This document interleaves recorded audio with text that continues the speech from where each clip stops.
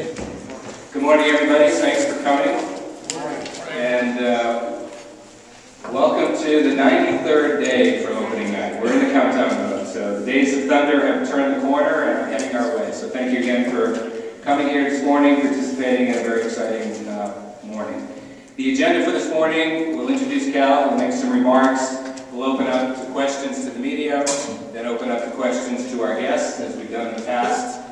Cal and I will both take questions if that's appropriate, and then we'll move to one-on-one. So, as many of you have seen and heard, of late we've been putting some goodies in the cupboard in the form of 5 recent player signings, an initial phase in the build-out of the eventual Thunder roster.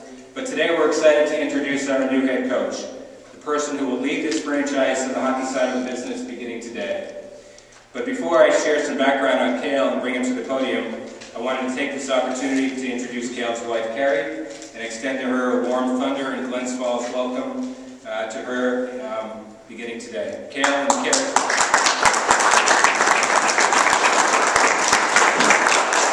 Cal and Carrie's 5-year-old daughter, Ashton, will be joining her parents in Glens Falls in just a couple of weeks, and she'll make her grand entrance to the community, so we're looking forward to that.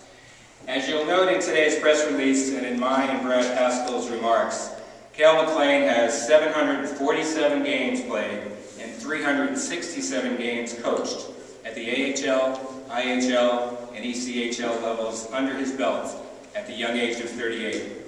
He's led teams in goals scored and in scoring, has coached a team in this league to the Kelly Cup Championship, and has built rosters that know how to score and know how to defend. His body of knowledge about the professional hockey business and its players is deep and impressive, but it is surpassed by his character and the way he goes about his work of developing players, delivering an exciting, up-tempo style of play, and by his compete level. Calgary management did a deep dive and worked tirelessly over the past few months to find the right person to lead this franchise and launch Thunder hockey in the Adirondacks. And did they ever land a good one? Following in the shoes and the footsteps behind Glens Falls Civic Center bench of the likes of Bill Dineen, Barry Melrose, Newell Brown, Glenn Murkowski, Joe Patterson, Terry Murray, and our own Ryan Huska, it gives me great pleasure to introduce you to the head coach of the Adirondack Thunder, Cal McLean.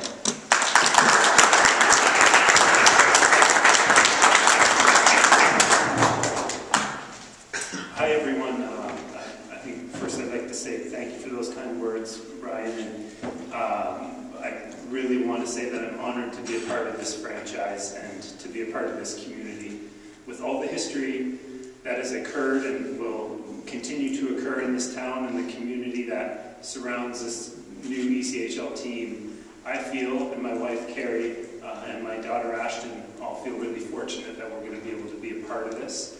And I'd like to really thank Brian himself for the faith that he's shown in me and my family, and also the Brad Pascal and the Calgary Flames organization, the faith that they have shown in myself.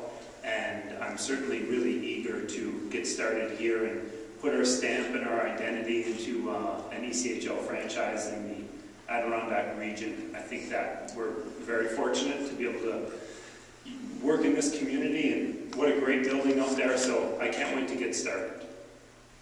I'd love to answer questions that everybody's eager to ask, I'm sure, so please fire away. How familiar are you with this area? How familiar I wouldn't say I'm familiar with it. I think that yesterday we drove into town, we're getting our first look around in this area. I've driven through, but I never played in this building before. As you can see on my bio on HockeyDB, I managed to play in a few buildings in my day. I made my way around, but I have not been in this one. And when I walked in this morning and looked over the ice, I was pretty happy. Let's say that. I just felt I'm really excited about the atmosphere that I'm sure exists in this building. If we do our part, put our competitive, really honest team out there that's going to give the fans what they're looking for, then I think we're going to be in an excellent place to play. We'll open up to questions from the media first, and then everybody else that's in the room, please, Dan. Just how would you describe your coaching style? What kind of team do you like to build? Well, I think that what will come first through our team, we'll have good defensive structure. I feel really strongly about that. You know, beyond defensive structure, we want to be able to play really fast. We want to have that good offensive, not only the offensive skill, but also that really fast transition. So I think you're going to see a pretty exciting brand of hockey. It's going to be honest from the get-go. It's going to be disciplined. So as we play, you know, defensively away from the puck, we're going to have, you know, really tight systems. But at the same time, we want to make sure that we play in a way that is really north-south. I think that it'll echo the play that you saw last year under the Flames organization. We want to use that skill, and we want to use support and make sure that we're very aggressive offensively, as well as being really tight and aggressive on the defensive side. As far as ECHL hockey goes, it's all brand new to Glens Falls, and having you coached the American Hockey League as well, what are the major differences between what we're going to see on the ice and what we saw last year in the AHL to this year in the East Coast, or the ECHL? That's a good question. I think that in terms of the level, I think that people will really be surprised at the ability which ECHL players have. If you look at your average ECHL roster, you'll see a lot of players that either have, will, or just flat out can play in the AHL. And they can contribute. You'll see players go up and down who will not only fill limited roles, but they'll fill pretty high-level roles. So I think that while there is a skill difference, you know, you've got a team of AHL players at that level, but at the ECHL level, you're going to see really good hockey and a lot of players, especially on the first two lines, that at any moment could step up into the AHL and do just fine. I was one of those players many times in my career, and I think that you'll be impressed. So beyond that, will there be a few more mistakes at this level? Yes. Will it make for maybe a little bit more excitement at times when maybe there's the odd extra breakdown in the defensive scheme, but at the same time, it's going to be good, disciplined, hard-nosed, competitive hockey played by a lot of young professionals who deserve and are fighting for that chance to get to the next level. So I think that the professionalism of it all as well is going to be a really big factor and something that the city of Glens Falls will be happy with. How does your previous experience with Calgary through Abbotsford maybe help you in this situation?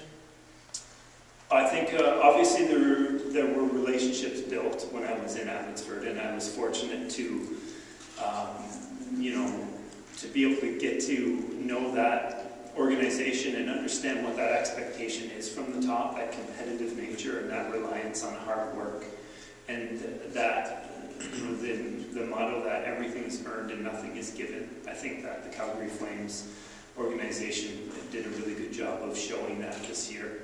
So I understand the mentality that comes from the top down.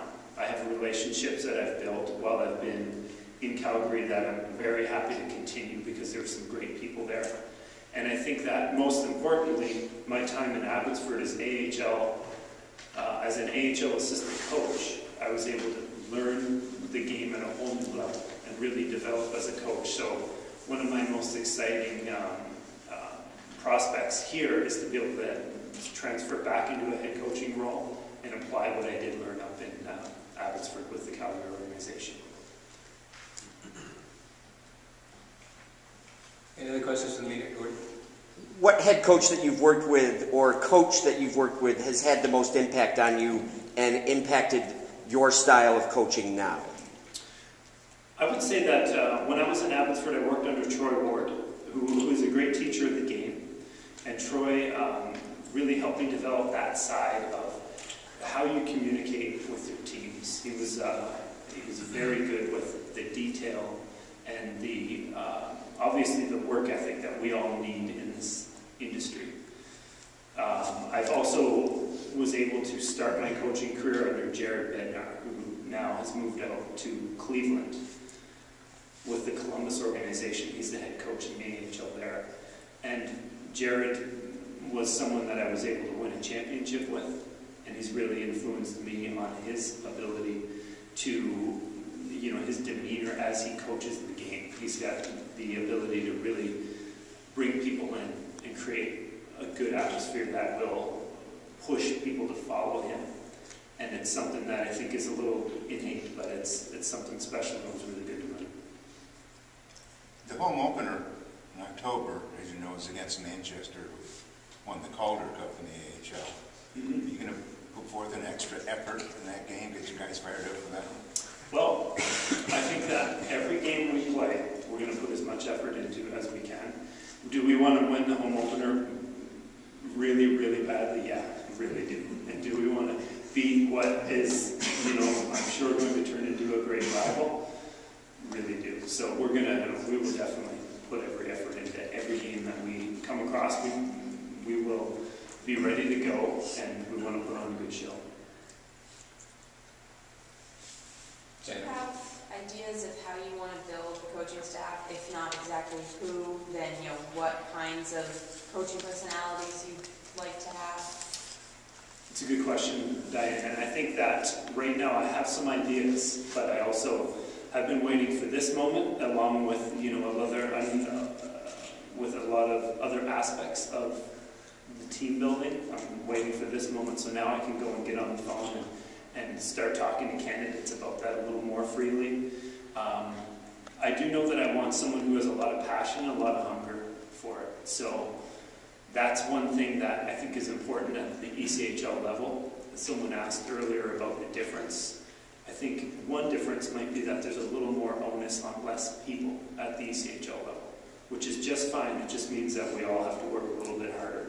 So I want to make sure that I can find someone that really truly cares about the game and will work and do the extra that you really need to do at the ECHL level, and someone that really cares about the development, because it's such a huge factor in this relationship with Calgary, and here it's what we're here to do, create a winning culture and really develop players. Is that going to be your call, who you hire, or is Calgary going to be involved in that decision making? Yes, I think they will. They will be involved to the point. Input from an NHL team is always greatly beneficial and desired. So we'll talk about candidates. I think that it'll be my charge to go out and gather names in addition to any they may bring to me. So what we'll do now is, now that we've gone public, we'll just start looking and see what's coming in and really compile a list. How much say will you have in the players that take to the ice for the Thunder? I'll have a lot of say. I'll have a lot of say in terms of building the team. We're going to, obviously, through our affiliation with the Flames, we will receive players there. And we will use those players among the players that we've signed, the work that we're doing this summer, and build a team. But one facet of the ECHL is that it is an ever-changing puzzle at times, because you're relying on players coming down from different levels of the game. So as they trickle down from the NHL to the NHL, we can get different looks in terms of what the affiliation will present for us. So I will work on the free agent side of things, which often is the bulk of your team at this level. And it'll take all summer. We'll really work and really try to decipher who we feel has the character along with the skill and work ethic that we're looking for.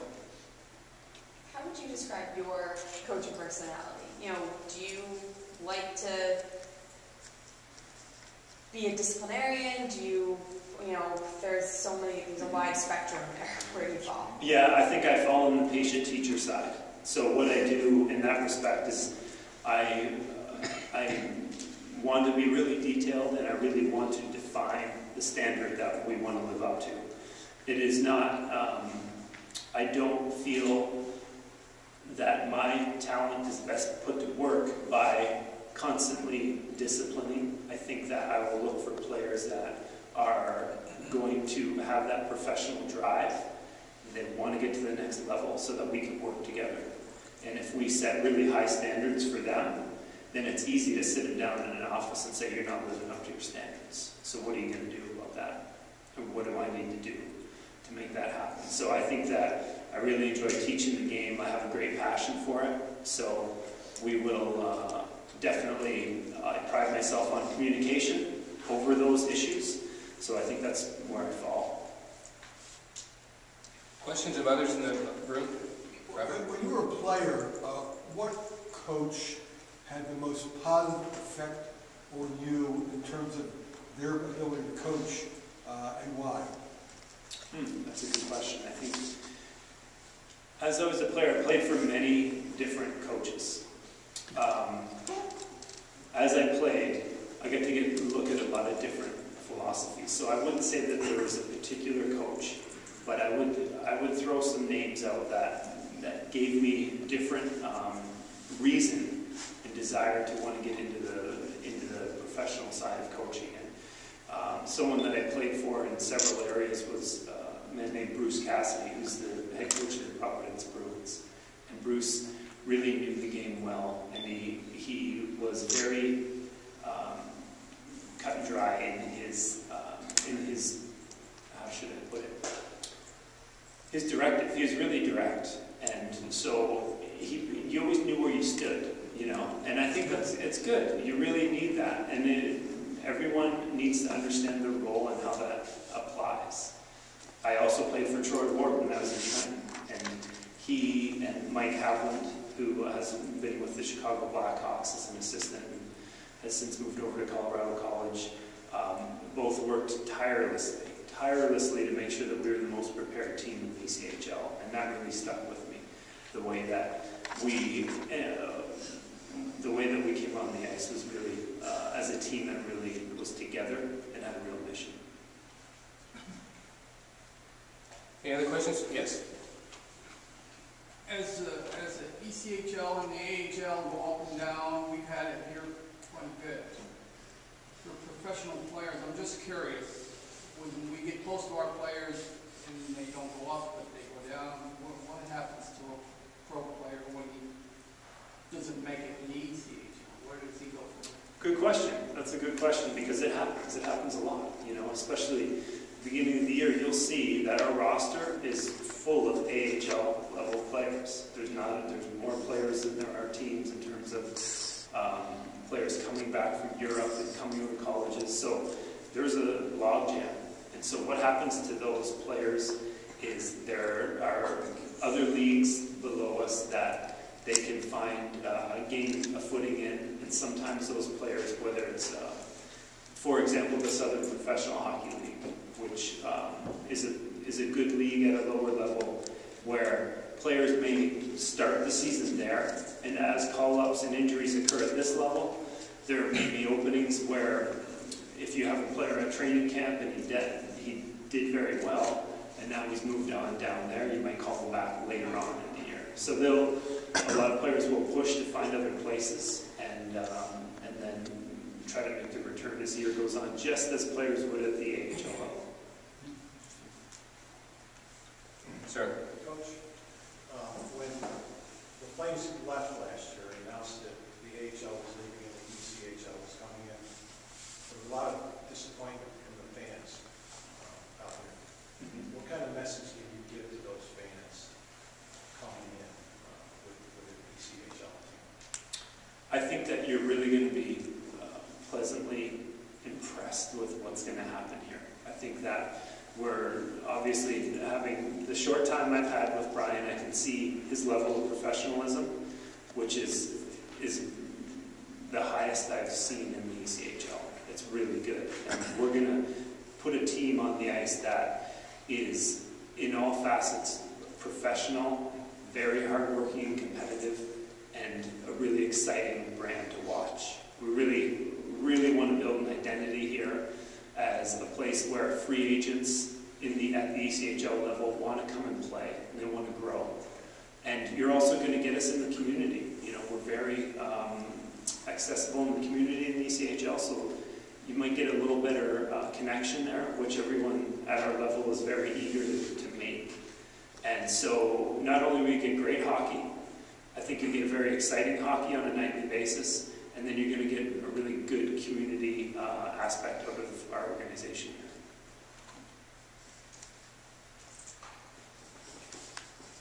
Well, if there are no other questions from the group, again, our thanks for all of you to be here and take part in a very special day for our organization, for the McLeans.